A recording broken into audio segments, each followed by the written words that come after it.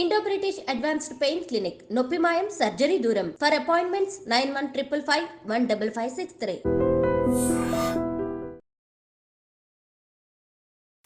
అందరికీ నమస్కారం. నేను Swaroopa Potlapalli. Welcome to I dream. Rangareddy జిల్లాలో పరువు హత్య కలకలం రేపుతోంది. కులాంతర వివాహం చేసుకుందనే కోపంతో సొంత అక్కని తమ్ముడే వేట కొడవలితో నరికి చంపాడు. ఆమె ఓ కానిస్టేబుల్. చట్టాన్ని రక్షించాల్సిన ఆ వ్యక్తే సొంత తమ్ముడి చేతుల్లోనే హతమైంది. 2 నెలల క్రితం నెల్లూరు జిల్లాలో మతాంతర వివాహం చేసుకుంది అనే నెపంతో తల్లిదండ్రులే కూతుర్ని చంపి పూడ్చిపెట్టారు. ఇలా పరువు కోసం ఎన్నో హత్యలు జరుగుతున్నాయి. ప్రస్తుతం నాతో పాటు ఫ్యామిలీ కౌన్సిలర్ రజనీ రమ గారు ఉన్నారు. ఆవిడతో మాట్లాడి అసలు ఎందుకు హత్యల వరకు వెళ్తున్నాయి, ఫ్యామిలీ సమస్యలు, ఈ పరువు అనేది ఎందుకు ఇంత ప్రెస్టీజియస్ ఇష్యూగా మారుతుందనేది తెలుసుకుందాం. మేడం నమస్తే. నమస్తే. చూశారు కదా, పరమేష్ తమ్ముడు అక్కని ఎంత దారుణంగా హత్య చేశాడు. నాగమణి అనే అమ్మాయి హయత్నగర్ పోలీస్ స్టేషన్లో కానిస్టేబుల్గా వర్క్ చేస్తోంది. తను సరిగ్గా నెల రోజుల క్రితం నవంబర్ 1న శ్రీకాంత్ అనే అబ్బాయిని పెళ్లి చేసుకుంది. పైగా వీళ్ళిద్దరిది 8 ఏళ్లగా లవ్. అంతా తెలుసు. సొంత తమ్ముడు ఈ అమ్మాయిని చంపడాన్ని మనం ఎలా చూడాలి మేడం? మానవత్వం లేని ప్రవర్తన. ఇది సొంత రక్త సంబంధం అక్క అని కూడా ఉండట్లేదండి ఈ రోజుల్లో. చిన్న మాట పట్టింపుకే దూరంగా పెడుతున్నారు.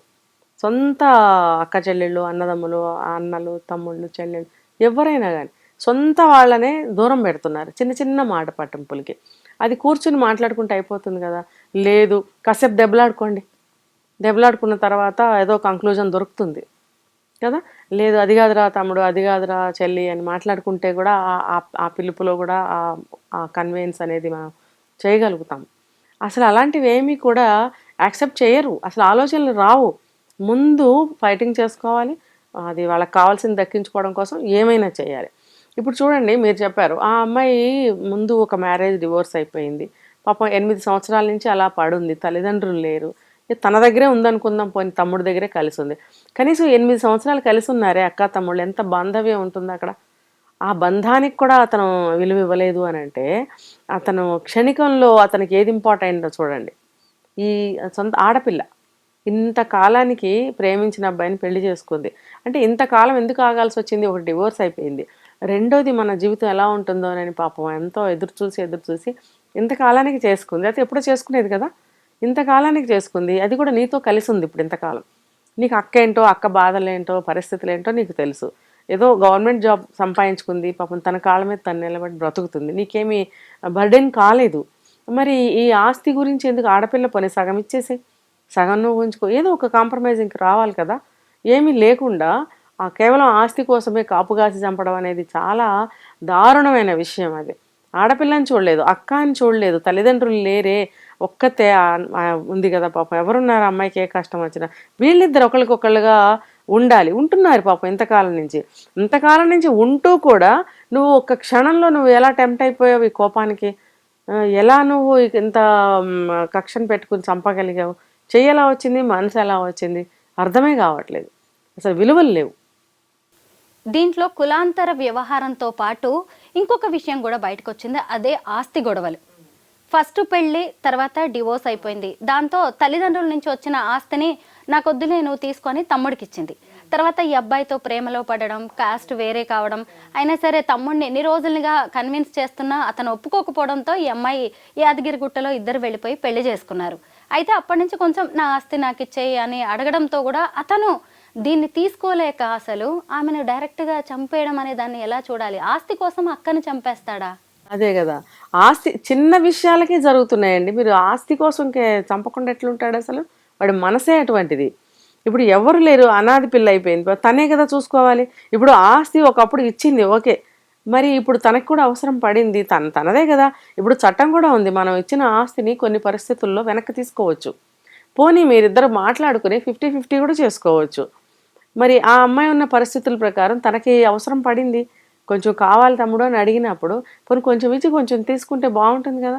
లేదు, ఒక లాయర్ని అప్రోచ్ అవ్వచ్చు కదా. ఇప్పుడు ఏదైనా ఉంటాయి, రూల్స్ ఉంటాయి దానికి, యాక్ట్ ప్రకారం వెళ్ళండి. లేకపోతే అలా కాకుండా ఇలా చేయడం అనేది చాలా మానుషం. ఇప్పుడు ఆ అబ్బాయి 1 మంత్ మ్యారేజ్ అయింది, చూసి ఇంతకాలానికి ఇప్పుడు పెళ్లి చేసుకున్నారు. ఇప్పుడు ఆ అబ్బాయి పరిస్థితి ఏంటి?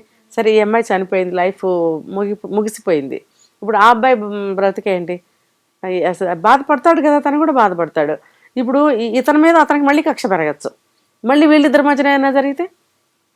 ఆస్తి ఆస్తి అంటే ఆస్తే ముఖ్యమైంది ఇతనికి. అంటే ఇతనికి కూడా భార్య బిడ్డలు ఉన్నారేమో మనకు తెలీదు. ఫ్యామిలీలో కూడా కొంచెం వెనక నుంచి గొడవలు ఉంటాయి, భార్యాభర్తల మధ్యన గొడవలు. మీ అక్కకి ఎందుకు ఇవ్వాలి ఆస్తి, అది ఇది అని ఏదో జరిగే ఉంటుంది ఒకవేళ పెళ్ళి అయితే కనుక. కానీ తల్లిదండ్రులు ఉంటే, నేను ఉన్నారు అని అనుకున్నాను, లేరని చెప్తున్నారు మీరు, ఉంటే కాస్తన్న న్యాయం జరిగి ఉండేది. కానీ ఈ అమ్మాయి ఎప్పుడైతే నాకు కావాలని అడిగిందో అతను భరించలేకపోయాడు. భరించలేక కోపంతో కక్షతోటి దీనికి పాల్పడ్డాడు. ఇది ఆలోచించాలండి, చిన్నపిల్లల కథ ఇదేమన్నా, ఇది జీవితం. ఆస్తి కోసం ఎందుకు తెగతింపులు చేసుకుని దూరంగా పో, నీకు డబ్బే ఇంపార్టెంట్ అయింది కాబట్టి చంపగలిగావు. ఇక్కడ జరిగింది అది. నాగమణి పెళ్లి చేసుకున్న శ్రీకాంత్ చెప్తున్నాడు, మేడం 8 ఏళ్లుగా ప్రేమించుకున్నాము, ఎంత వాళ్ళ తమ్ముడిని ఒప్పించడానికి ప్రయత్నించనా కానీ వాళ్ళు అసలు ఒప్పుకోలేదు. 2020లో ఈ అమ్మాయికి కానిస్టేబుల్ జాబ్ వచ్చింది. ఆమెకి జాబ్ వచ్చి తను ఆర్థికంగా నిలబడడానికి కూడా నేను ఎంతో సాయం చేశాను. మా పెళ్ళి అయినప్పటి నుంచి కూడా ప్రాణహాని ఉంది అని చెప్పి పోలీసులకు కూడా కంప్లైంట్ చేశాం, కానీ ఇంత పని చేస్తాడని అనుకోలేదని అబ్బాయి చెప్తుంటే ఎంత బాధగా అనిపించిందో. నిజంగా అసలు అబ్బాయి అక్కని అన్ని తానే నిలిచాడు, ఆస్తి దగ్గరకు వచ్చేసరికి అసలు ఈ ప్రేమ ఏమీ గుర్తురాలే. ఇలా చాలా మంది ఉన్నారు, వీళ్ళని ఎలా చూడాలంటారు? ఎందుకనంటే ఇది ఆస్తి కోసమే జరిగింది. ఇది పరువు అని అన్నారు కానీ పరువు నాకు ఇక్కడ కనిపించటం లేదు. ఎలా అంటే ఇప్పుడు ఇంతకాలం తను ఒక్కటే కదా, ఏదో ఇంత ముద్దతిని తన దగ్గర పడుంటుందిలే అనుకున్నాడేమో, వాళ్ళ ఫ్యామిలీకి సహాయపడుతూ తమ్ముడు పంచన అలా ఉంటుందిలే. కానీ వయసులో ఉన్న అమ్మాయి ఏదో రోజుకి ఏదోన్నా పెళ్లి చేసుకుని వెళ్ళొచ్చు అనే ఆలోచన అతనికి ఎందుకు రాలేదు అంటే, అతను ఇలా అనుకుని ఉండొచ్చు, ఇలాగే పడుంటుందిలే దిక్కు దివాణం లేకుండా అని అనుకుని ఉంటాడు. కానీ సడన్గా ఏమైంది, జాబ్ వచ్చింది. జాబ్ రావటం వల్ల ఆమెకు ఒక సపోర్ట్ దొరికింది మనీ పరంగా. ఆమె జీతం కూడా వీళ్ళకి రాకుండా పోతుందని.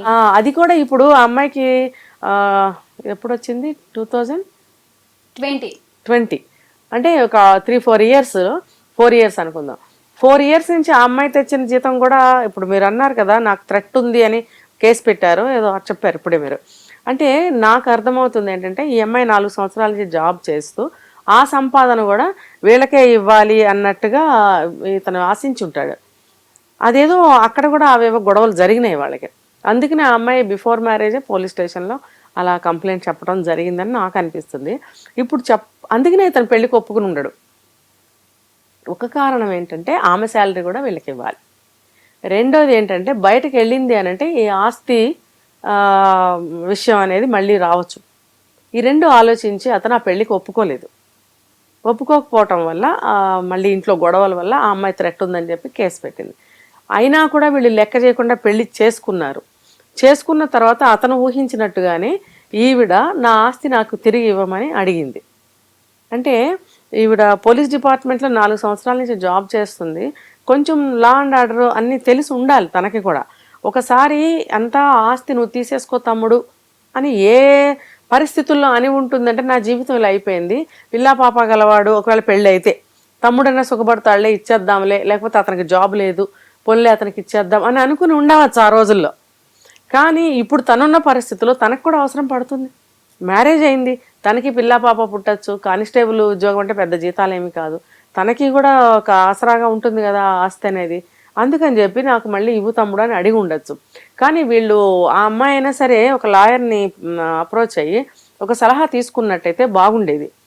లేదు, ఇద్దరు కూర్చుని తమ్ముడు నాకు కూడా అవసరమే కదా, మ్యారేజ్ అయింది, నేనేమో పెద్ద వయసేం కాదు కదా, నాకెంతో జీవితం ఉంది, నాకు కూడా అవసరం పడుతుంది కదా, చెరిసగం తీసుకుందాము అని ఉండాల్సిందే.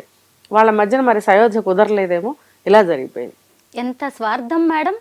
ఆ అమ్మాయి ఆస్తి కావాలి, ఆ అమ్మాయి జీతం కావాలి, ఆ అమ్మాయికి నచ్చిన సర్వీసెస్ కూడా కావాలి. ఆమె సర్వీసెస్ ఇంట్లో అన్ని పనులకి వాడుకోవచ్చు, పైగా ఆమె కంటే వెనక పుట్టినవాడు ఈ తమ్ముడు.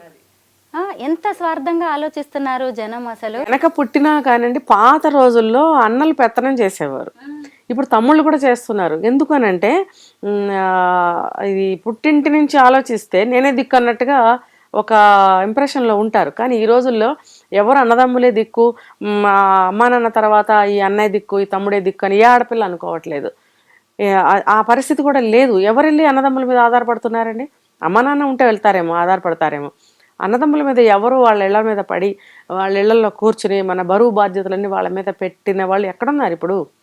1-2 కేసులు ఎక్కడన్నా ఉన్నాయో మనం చూడలేదు, వినలేదు. అవి కూడా ఎక్కడన్నా ఉంటాయేమో, కానీ ఆల్మోస్ట్ వాళ్ళు ఎవరు కూడా అలా ఉన్న ఆడపిల్లల ఆత్మాభిమానాన్ని చంపుకుని ఏ ఆడపిల్ల ఉండదు. ఇతను మరి పెళ్ళైన అతనైతే వీళ్ళ పిల్ల పాపలకి సేవలు చేస్తూ తన శాలరీ వీళ్ళకి ఇస్తూ అలా పడుంటుందిలే అనుకున్నాడు. అందుకని 8 సంవత్సరాలు వాళ్ళకి ఇబ్బంది రాలేదు. ఇప్పుడు ఎప్పుడైతే పెళ్లి చేసుకుందో అందుకే పెళ్లికి అడ్డం పెట్టాడు. ఇప్పుడు ఈ ఆస్తి అడిగింది కాబట్టి 2 కలుపుకొని ఫినిష్ చేశాడు. అక్క కులం కాని వ్యక్తిని పెళ్లి చేసుకుంటే పరువు పోయిందంట. మరి ఇప్పుడు అక్క ప్రాణాలు తీస్తే ఈ పరువు ఏది? అదే అంటున్నా. ఇప్పుడు కులాంతర వివాహం చేసుకుంటే ఎంతమంది మతాంతర వివాహాలు, దేశాంతర వివాహాలు ఎన్ని చేసుకుంటున్నారు. ప్రపంచవ్యాప్తంగా ఎక్కడా ఎవరికి అబ్జెక్షన్ లేదు, చేసుకునే వాళ్ళకి కానీ వాళ్ళ పేరెంట్స్కి కానీ ఎవరికి కానీ. తమ్ముడికి ఎక్కడి నుంచి పుట్టుకొచ్చింది పరువు? పోనీ తల్లిదండ్రులు బ్రతికున్నారా అని అనుకుంటే వాళ్ళు లేరు. వాళ్ళు లేనప్పుడు నీకు పరువు ఎక్కడి నుంచి పోయింది? నువ్వు ఇప్పుడు చంపడం వల్ల నువ్వు నీ చేత్తో నీ పరువు నువ్వు సొంతంగా తీసుకున్నావు. మీ అక్క పెళ్లి చేసుకుంటే మీ కుటుంబ పరువు పోయిందేమో కానీ ఇప్పుడు నీ పరువే పోయింది. నువ్వు ఎక్కడుంటావు ఇప్పుడు? నువ్వు జైల్లోనే ఉంటావు. నీకు భార్య బిడ్డలుంటే వాళ్ళ గతి ఏంటి ఇప్పుడు? ఇప్పుడు ఆ అమ్మాయి బ్రతికి ఉన్నా లేకపోయినా అది చట్ట ప్రకారం అయితే అసలు ఆ అమ్మాయికి సగం ఆస్తి రానే వస్తుంది కదా. లేదు కాబట్టి అది వేరే విషయం, కానీ చట్టపరంగా అయితే ఆ అమ్మాయికి వెళ్ళాలి కదా కొంచెం. మరి దాన్ని ఉల్లంఘించి నువ్వు ఎలా చంపావు? అది హక్కు కదా. అది హక్కుని నువ్వు ఎలా తీసేస్తావు? ఆ హక్కుని అడిగినందుకు నువ్వు చంపేస్తావా? నువ్వు స్వయంగా నీ చేత్తో నీ పరువు నువ్వే తీసుకున్నావు, ఆ హక్కునేమో ఉల్లంఘిస్తున్నావు. 2 తప్పులు నీ దగ్గరే ఉన్నాయి. ఇప్పుడు నీకు లైఫ్ టైం పడుతుంది కదా జైలు శిక్ష. హత్యకు గురైన నాగమణి కానిస్టేబుల్ మేడం, చట్టాన్ని రక్షించే ఓ పోలీసు. ఆ అమ్మాయి యూనిఫామ్ ధరించి ఎంతో మందికి ధైర్యంగా అండగా నిలబడుతుంది. అలాంటిది ఇప్పుడు ఆ అమ్మాయి ప్రాణాలకే రక్షణ లేకపోయింది. అంటే ఆడదైతే చాలు, కాకి అయినా సరే ఇంకేదైనా సరే ఆ అమ్మాయిని కడతీర్చడానికి కూడా వెనకాడట్లేదు. అంటే ఆడవాళ్ల పట్ల ఉన్న ఇది అలుసు కావచ్చేమో, చిన్న అసూయ కూడానండి. అసూయ కూడా సిబ్లింగ్స్ మధ్యన 100% అసూయ ఉంటుంది. ఇది ప్రూవెన్. ప్రతి ఇంట్లో కూడా కలిసినట్టే ఉంటారు, లోపల మనసులో దూరెవరు చూడరు. కానీ అప్పుడప్పుడు వాళ్ళు మాట్లాడే మాటలు, చేసే పనులు, ట్రీట్మెంట్, వాళ్ళు వీళ్ళకి ఇచ్చే ట్రీట్మెంట్ బట్టి మనం తెలుసుకోవచ్చు అసూయ ఉందా ప్రేమ ఉందా అనేది. ఖచ్చితంగా ఉంటుంది. ఆ అసూయ వల్ల కూడా చేస్తారు. ఎందుకు? ఇన్నాళ్ళు నా దగ్గర పడి ఉంటుందిలే అనుకున్నాడు. ఇప్పుడు కొత్తగా ఉద్యోగం వచ్చింది, లవ్ మ్యారేజ్ చేసుకుంది, ఆస్తి అడుగుతుంది. వాడికి జీర్ణం అవ్వటం లేదు. డైజెస్ట్ అవ్వక ఆ అమ్మాయిని తీసేయాలనుకున్నాడు, తీసేశాడు. అసలు చట్టాన్ని న్యాయాన్ని ఎంత తక్కువ చూసినట్టు. ఏంటి మేడం, ఆ అమ్మాయి సొంత ఊరికి వెళ్ళింది, ఆదివారం వీక్ ఆఫ్ కావడంతో రాయపోల్ అనే విలేజ్కి వెళ్ళి స్కూటీపై వస్తుంది మార్నింగ్ డ్యూటీ కోసం అని చెప్పి వస్తుంటే కారుతో అడ్డం పెట్టి స్కూటీని కింద పడేసి కొడవలతో నరికి చంపాడు. అసలు ఆ హత్య జరిగిన విధానం చూడండి. అంటే ఆ అమ్మాయే ఒక పోలీసు, తర్వాత పోలీసులు ఉంటారు, చట్టం ఉంటుంది, న్యాయస్థానాలు ఉంటాయి, శిక్షలు పడతాయి. ఈ భయం ఎక్కడా లేదంటారా జనానికి? ముందు వాడికి లేదు. అది ఏంటంటే వాడికి కక్ష ముందు ఏమీ కనిపించట్లేదు. పరువు పోయింది కులాంతర వివాహం అని అతను గుండె బాదుకుంటున్నప్పుడు ఇప్పుడు తను చేస్తున్న పని పరువు పోదా అని ప్రశ్నించుకోలేదు అతను. భార్య బిడ్డలుంటే ఒకవేళ వాళ్ళైనా గుర్తొచ్చి ఉండాలి. పెళ్లి కాకపోతే అది వేరే విషయం. ఇప్పుడు పెళ్ళి అయినా అవ్వకపోయినా అతని జీవితం అయితే ఇంకా జీవితం లేదు అతనికి. ఎంతకీ తన పంతం నెగ్గించుకోవాలనుకున్నాడే గాని భవిష్యత్ ఏంటి అని. కోపం, అసూయ, కక్ష మనిషిని నిలబడినవ్వదు, కుదిపేస్తుంది అనమాట. అది తీరిపోవాలి. నేను ఏమైనా అయిపోయిన వాడు అంత చూస్తా అంటారు కదా, అది ఆ తృప్తి కావాలి, ఆ పైశాచిక ఆనందం కావాలన్నమాట. ఏమైపోయినా పర్వాలేదు, నాకు అది కావాలి అంతే. మేడం ఇంకొకటి, నెల్లూరు జిల్లాలో 2 నెలల క్రితం కన్న తల్లిదండ్రులే కూతురి పాలిట కాల యముళ్ళలా మారాడు మేడం. ఇద్దరు అసలు ఆ పిల్లని చంపేసి పూడ్చిపెట్టారు, ఎవ్వరికీ తెలియకుండా చేశారు. ఇంకా నయ్యం చుట్టుపక్కల వాళ్ళు ఎవరో పోలీసులకి ఇన్ఫర్మేషన్ ఇవ్వడంతో మిస్సింగ్ కేసు కాస్త అది మర్డర్ కేసు అని తేలిందనమాట. ఆ అమ్మాయి శ్రావణి అనే అమ్మాయి భర్తతో విడాకులయ్యి ఇలాగే 6 ఏళ్లుగా ఇంట్లో ఉంటుంది. అలాగే ఏదో కూరగాయల షాప్ పెట్టుకొని నడుపుకుంటుంది. ఆ అమ్మాయి ఒక భాష అనే అతనితో ప్రేమలో పడింది. తర్వాత ఇద్దరు పెళ్లి చేసుకున్నారు. అంతే, తల్లిదండ్రులకి కోపం వచ్చింది, ఎవరికి చెప్పకుండా అమ్మాయిని చంపేసి పూర్తి చేశారు. ఎలా చూడాలంటారు? ఏంటి కులం మతం అనేది ఇంత అవసరమా? అదే కదా మరి. వాళ్ళు అనుకుంటారు ఏదో ఒక చిన్న చిన్న కార్యక్రమాల ద్వారా ఒక పేరు వస్తుంది అనుకోండి. ఎగ్జాంపుల్ చెప్తున్నాను, నిజంగా ఇదని కాదు. దాంతో వాళ్ళకి గర్వం పెరిగిపోతుంది. ఆ ఊళ్ళో కొంచెం పెద్ద మనిషిగా చలామణి అవుతూ ఉంటారు. దాంతో ఇలాంటి పనులు జరిగినప్పుడు ఆ ఊరు మొత్తానికి తనొక్కడిదే పరువు పోయినట్టు, అదేదో నిజంగా ఆ పని చేస్తే పరువు పోయినట్టు అలా ఫీల్ అయిపోతారు. దానికి తోడు సినిమాలు ఒకటి.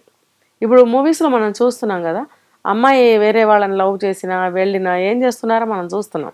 అవొకటి ఇన్స్పిరేషన్ అయిపోయింది బాగా చిన్నవాళ్ళకి పెద్దవాళ్ళకి. సినిమాలు అనేది బాగా ఇన్స్పిరేషన్ అయిపోయింది. ఇంకా ఈ ఈ రకమైనటువంటి ఫీలింగ్స్ తోటి మా పరువు పోయింది, మా పరువు పోయింది అని అది కులాంతర వివాహం, మతాంతర వివాహాలు ఇవన్నీ కూడా వాళ్ళకి డైజెస్ట్ అవ్వటం లేదు. ఇప్పుడు అందరూ కూడా చేసుకుంటున్నారు, నేను ఇందాక చెప్పినట్టు అన్ని రకాల పెళ్ళిళ్ళు చేసుకుంటున్నారు. అది చేసుకోవడం కరెక్టా అంటే ఒక రకంగా కరెక్ట్ కాదు. ఎందుకు కరెక్ట్ కాదు అంటే వాళ్ళ అలవాట్లు, లైఫ్ స్టైలు, ఏదైనా ఏ టు జెడ్ తీసుకుంటే ఎందులోనూ కూడా బ్యాలెన్స్ కుదరదు. కాబట్టి ఆచార వ్యవహారాలైనా ఏదైనా వద్దు అని అంటారు పెద్దవాళ్ళు. కానీ ఈ రోజులను బట్టి మేము అడ్జస్ట్ అవుతాము, మేము చేసుకుంటాము అని అంటున్నప్పుడు పోనీ వెళ్ళనివ్వండి, చేసుకోనివ్వండి. చంపేయడం అవసరమా? కానీ చంపితే కానీ వాళ్ళ పరువు నిలబడదు, వాళ్ళ పగ చల్లారదు. మనము ఈ పరువు హత్యల గురించి మాట్లాడుకునేటప్పుడు ఖచ్చితంగా అమృత ప్రణయ్ గురించి మాట్లాడుకోవాలి. ప్రేమ, కులాంతర వివాహం అనే దాంతోటి అసలు ప్రణయ్ అనే అబ్బాయిని మారుతీరావు అమృత తండ్రి ఎలా చంపించాడో మనకు తెలిసిందే. కూతురు 5వ నెల ప్రెగ్నెంట్. వాళ్ళిద్దరూ హాస్పిటల్కి వెళ్ళొస్తుండగా కిరాయి హంతకులు దారుణంగా ప్రణయ్ని చంపారు. ఆ తర్వాత అమ్మాయికి డెలివరీ అయింది, కోర్టులు, కేసులు. ఇప్పుడు పరువు పోతుందని మళ్ళీ మారుతీరావు ఆత్మహత్య చేసుకున్నారు. ఇప్పుడు అమృత కొడుకుతో ఒంటరిగా జీవిస్తోంది. ఇంకొకటి ఏంటంటే ఆ కొడుకు పరిస్థితి కూడా మెంటల్ కండిషన్ సరిగ్గా లేదు మేడం. అవునా?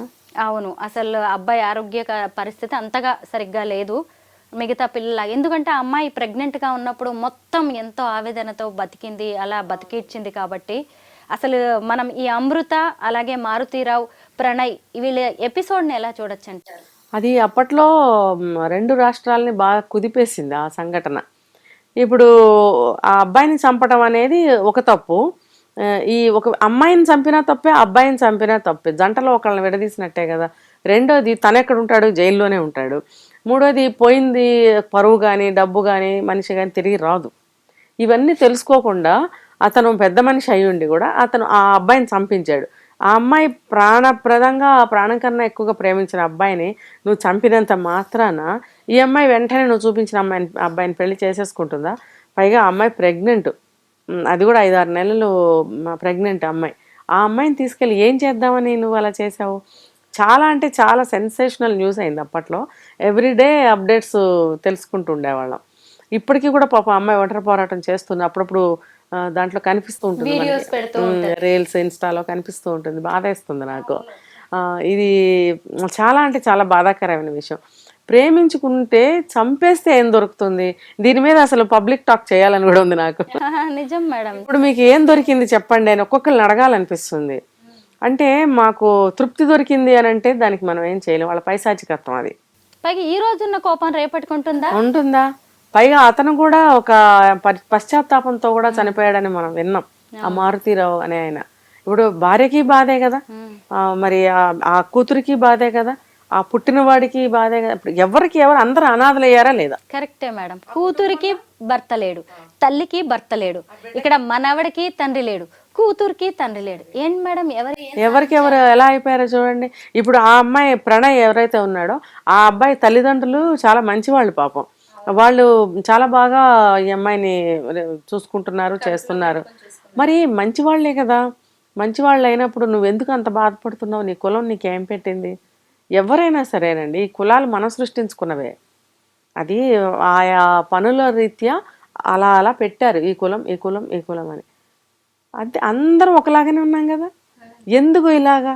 వాళ్ళు దాంట్లోనే జీవిస్తున్నారు. ఎందుకు అర్థం కాదు. అది వాళ్ళు అర్థం చేసుకోవాలి, ఆలోచించాలి, మార్పుని ఆహ్వానించుకోవాలి. ఇప్పుడు ఇంత టెక్నాలజీ పెరిగింది, అన్నీ మారిపోయినాయి చూడండి. ఒక 2 సంవత్సరాల క్రితం ఉన్నవేవి ఇప్పుడు లేవు. ఇప్పుడున్నవి ఇంకొక 5-6 నెలలకు ఉండటం లేదు. మరి ఇన్ని మార్పుల్ని సమాజంలో మీరు యాక్సెప్ట్ చేస్తున్నప్పుడు ఈ విషయాన్ని ఎందుకు యాక్సెప్ట్ చేయట్లేదు కదా? పిల్లలకి ఇష్టమైంది ప్రతిదీ కొనిపెడతాం కదా చిన్నప్పటి నుంచి. మరి ఇష్టమైన తన లైఫ్ పార్ట్నర్ని తను ఎంచుకున్నప్పుడు ఎందుకు మీరు అది ఇవ్వలేకపోతున్నారు? సరే, మీరు అమ్మాయి ప్రేమించిన అబ్బాయిని పెళ్లి చేసుకుంటే ఆ అబ్బాయి ఏమన్నా వచ్చి మీ ఇంట్లో ఉంటాడా? నిత్యం ఆ అబ్బాయిని మీరు చూసుకుంటూ ఆ అబ్బాయిని ఎదుర్కొంటూ ఉండాల్సిన అవసరం ఉందా? వాళ్ళు ఎక్కడ ఉంటారు? అప్పుడప్పుడు వస్తుంటారు, వెళ్తుంటారు. మీరు నిత్యం వాళ్ళని చూస్తూ వాళ్ళతో గొడవ పడే సిచ్యువేషన్ అయితే లేదు కదా. మరి ఇంకెక్కడ సమస్య వస్తుంది మీకు? ఓకే, మీ అమ్మాయిని బాగా చూసుకోవట్లేదా? చూసుకుంటున్నారు కదా. మరి ఇంకెక్కడ మీకు ప్రాబ్లం ఉంది? కులమా? అదేదో కంటికి చూపించండి. రక్తం పంచుకు పుట్టిన బిడ్డల కంటే కూడా అక్కరకు రాని సమాజానికి ఎక్కువ ప్రయారిటీ ఇవ్వడం వల్ల ఇవన్నీ జరుగుతున్నాయి అనిపిస్తోంది. మీరేమంటారు? అది కూడా కరెక్టే. ఇప్పుడు ఇదే చెప్పాను, ఏదన్నా ఒక చిన్న పని చేసి హైలైట్ అయ్యారే అనుకోండి, అక్కడ పెద్ద మనిషిగా చలామణి అయిపోతుంటారు. అవునా? ఇప్పుడు దానివల్ల ఏమవుతుందంటే పొగిడే బట్టరాజులు ఎక్కువ ఉంటారు చుట్టుపక్కల. ఎందుకంటే వాళ్ళతో ఒక పని చేయించుకోవాలంటే పొగడాలి. ఆ పొగడతలకి వీళ్ళు ఏం చేస్తారంటే ఏనుగంతా అయిపోయినట్టు ఫీల్ అయిపోయి ఉబ్బిపోయి చాలా గొప్పగా వాళ్ళు ఫీల్ అయిపోతారు. నేను సమాజంలో ఇంత పెద్ద మనిషిగా నేను చలామణి అవుతున్నాను, నా పరువు తీసి గంగలో కలిపింది. ఏదో అడుగుతారు, 2-3 అడుగుతారు, మీ అమ్మాయి ఫలానా వాళ్ళని పెళ్లి చేసుకుందట కదా అని అడుగుతారు. అడిగితే ఏం చేస్తావు, నువ్వేం చేయగలవు, అయిపోయింది. అవునండి, ఏం చేస్తావు అని వచ్చే, నీకు ఇంట్రెస్ట్ లేకపోతే. అది నువ్వు ఎందుకు ఫీల్ అవ్వకు. ఫీల్ అవుతాము, బాధ ఉంటే ఒకవేళ ఫీల్ అవుతాము, కానీ నువ్వు అది దాన్ని నీ దగ్గరే పెట్టుకో. ఇంతంత పరిణామాలకు ఎందుకు దారితీస్తున్నావు? ఒక మనుషుల్ని చంపేయడం, జైలుకి వెళ్ళడం, తర్వాత నువ్వు ఆత్మహత్య చేసుకోవడం, కుటుంబం విచ్ఛిన్నం అయిపోవడం, ఆస్తులు దాయదులు వేరే వేరే వాళ్ళకి వెళ్ళిపోవడం, నువ్వు అంతా చేసింది ఈ ఆస్తి అంతా కూడా పరాయి పాలవుతుందని కూడా ఒక కారణం ఉంటుంది ఇలాంటి వాళ్ళల్లో. ఇప్పుడు ఎవరు పాలైంది? ఎవరు తీసుకున్నారు ఆస్తి? కూతురు నాకు రూపాయి వద్దని కాలుతో తన్నేసి వెళ్ళిపోయింది. అతని తమ్ముడు కొడుకులు, వాళ్ళు వీళ్ళు ఉన్నాయి లేనివి అన్నీ వాళ్ళే కైవసం చేసుకున్నారు. ఇప్పుడు ఆ అమ్మాయి మరి ఒంటరిగానే ఉంటుంది కదా. మరి ఎంత ఆస్తులు వచ్చాయి, ఎలా బ్రతుకుతుంది అనేది మనకి డీటెయిల్డ్గా మనకు తెలియదు, పట్టించుకోలేదు కాబట్టి. మరి దీనికి అంతటికి కారణం ఎవరు? నీ యొక్క అహంకారమే కదా. నీ మనస్తత్వము, నీ ఆలోచన, నీ అహంకారం, నువ్వు ఫీల్ అవుతున్న నీ గొప్ప, వీటి వల్ల నువ్వు ఎన్ని కోల్పోయావు, ఎంతమందికి ఎన్ని నువ్వు కోల్పోయేలాగా చేసావు. ఆ పశ్చాత్తాపంతోనే అతను చనిపోయాడు, ఆత్మహత్య చేసుకుని. చివరికి మళ్ళీ అంతే, మనిషి అన్న తర్వాత పశ్చాత్తాపం వస్తుంది, రావాల్సిందే. తప్పు చేసిన వాడు ఎప్పుడైనా పశ్చాత్తాపడాల్సిందే, ఆ రోజు దేవుడు తీసుకొస్తాడు. కానీ కనిపించని పరువు కంటే కనిపించే ప్రాణానికే విలువ ఇవ్వాల్సిన అవసరం ఉంది. కులాంతర, మతాంతర ఈ ప్రేమ వివాహాలని పెద్దగా మీరు ఎవరు కూడా దాన్ని సీరియస్గా తీసుకోవాల్సిన అవసరం లేదు. ఎవరి పిల్లలైనా సరే ప్రేమ వివాహం చేసుకున్నారంటే గుచ్చి తల్లిదండ్రులను అడగాల్సిన అవసరం లేదు. దాన్నే పరువుగా భావిస్తున్నారు. తమ పిల్లల ప్రాణాలు తీసే వరకు కూడా వెళ్తున్నారు. చూశారు కదా, ఇప్పుడు పరమేశు తన సొంత అక్క అయిన నాగమణి ప్రాణాలే తీసే వరకు పరిస్థితి వచ్చిందంటే